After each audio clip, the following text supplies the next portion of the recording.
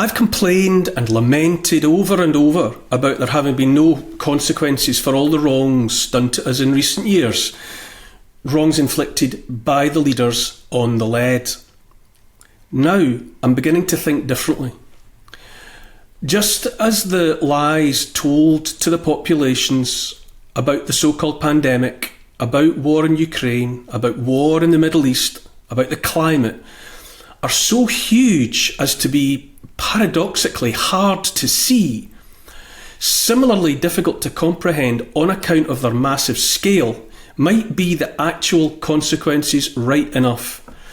And here I'm talking about consequences for the entirety of the West and its standing in the world.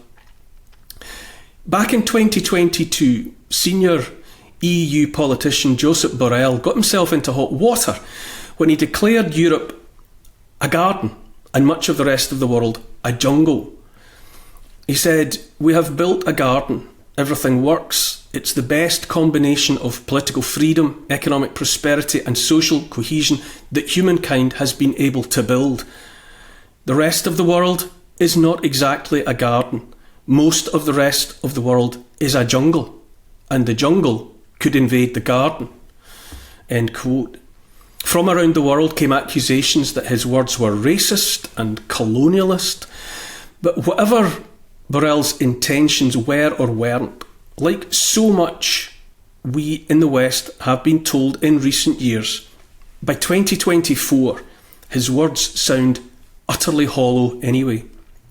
Europe no longer feels like a garden, certainly not a well-tended garden. It feels neglected, it feels overgrown. If it's a garden, what's growing there now? And if the rest of the world is a jungle, there's a rumble in that so-called jungle. The response by the United States and NATO to the Russian response to the 8-year-old civil war in Ukraine was supposed to break the Russian bear. Kicked out of the international banking system called SWIFT, placed under the boot heel of sanctions, Russia was supposed to crumble, but events have been working out differently. The destruction of the Nord Stream pipeline was supposed to hurt Russia, but that action devastated Germany instead, and by extension has injured the rest of the European Union. Viktor Orban of Hungary has said of the US-led sanctions that they haven't shot Europe in the foot, but in the lungs. Economic reality has meant Russian oil, gas, grain, metals, real tangible things, commodities everyone needs and wants, have insulated Russia from any ill effects. By now, Russia has the 4th largest economy in the world, after China, the US and India, having in the year past leapfrogged ahead of Germany and Japan. This is what I mean about lies so big as to be hard to comprehend. This is what I mean about consequences every bit as massive. Which brings us to the BRICS, a rising reality, a growing group of countries dedicated to cooperating with one another for the purposes of trade. Brazil, Russia, India, China and South Africa are the founding nations of BRICS that give the letters of the acronym. Iran, the United Arab Emirates and Egypt have recently joined, and Saudi Arabia is flirting with membership as well. It's hard to know how much of a threat BRICS might pose to the US hegemony, now or in the future. But in terms of world trade, BRICS now accounts for 36% of global business, while the G7 nations can claim only 30%. The threat, economic or otherwise, posed by BRICS is hard to gauge, and for various reasons. Egypt is a recipient of a huge amount of US military support. The UAE and Saudi Arabia have thousands of US troops stationed in them. Geopolitical realities giving the US the potential for influence over the bloc. On one hand, those countries could be used as Trojan horses, giving the US leverage in BRICS from the inside. But it's also unwise to overlook another geopolitical reality. that long-term US allies can be seen to be looking for options and alternatives to the US. Now, why might that be? Well, it turns out that the decades of US foreign policy, dominated by neocons and manifesting in war, in sanctions and general bullying, has more and more of the world worrying, who's next?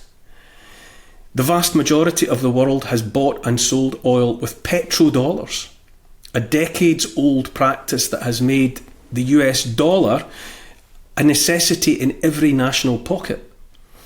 But gradually, the US weaponised the dollar to such an extent that more and more countries feel they have no alternative but to find ways to avoid handling a currency that can so readily be used to do them harm. Vladimir Putin has talked recently at the latest BRICS conference in Kazan, in Russia, to name but one instance, about how dropping the dollar was not Russia's choice, but that it was forced out and left with no alternative. You said that the dollar was used as a weapon. It is true, and we see that. I think it is a great mistake by those who do it, since the use of the dollar, which is still the most important tool in global finance, and its use as a political tool undermines trust in this currency, thereby reducing its capabilities. We are not the ones who do that, it's others. We are not rejecting the dollar or fighting against it, but if they don't let us work with it, what else should we do? We should seek other alternatives, and this is exactly what we do.